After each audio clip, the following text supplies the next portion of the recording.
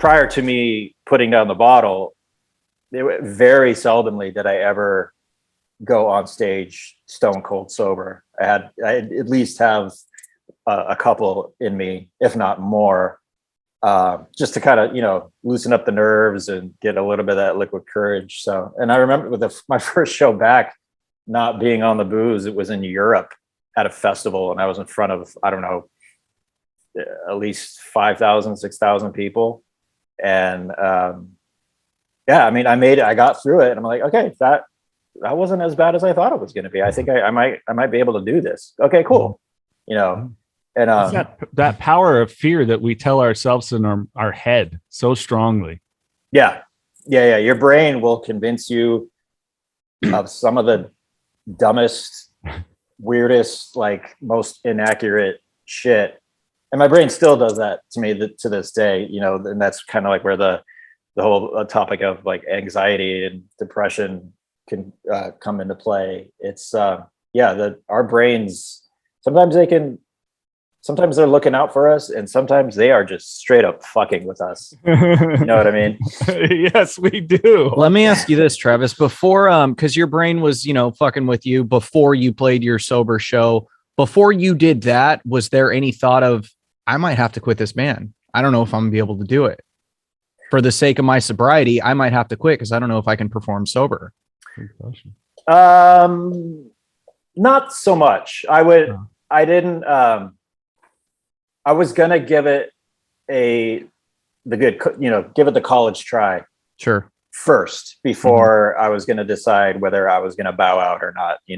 Right. Because this is as ridiculous as it is, and I sometimes kind of have to pinch myself. Like I get to do this for a living, and I've been doing it for over 2 decades now.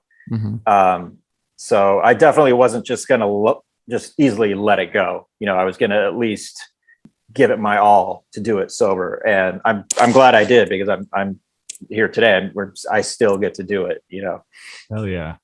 So where was the introduction then really into any sort of substance? Was it when you kind of started getting into music, playing live shows, gigs, things that was just kind of part of it, or was there a different kind of segue for you? It kind of just happened. I would assume, like with most people, I think I got drunk maybe 2 or 3 times in high school, and I had my first hangover, and of course, puking all night into the toilet, swearing up and down, I'm never drinking again. I don't get how anybody can do this. And obviously it didn't pan out like that. But, and then you get into college, and then, then you could finally get into bars, and then, you're kind of notice you might be drinking a little bit more than you were a few years ago. And then it slowly but surely over the years, it just became becoming more and more a part of my life, because, like we were talking about before, it's part of this culture that we're in.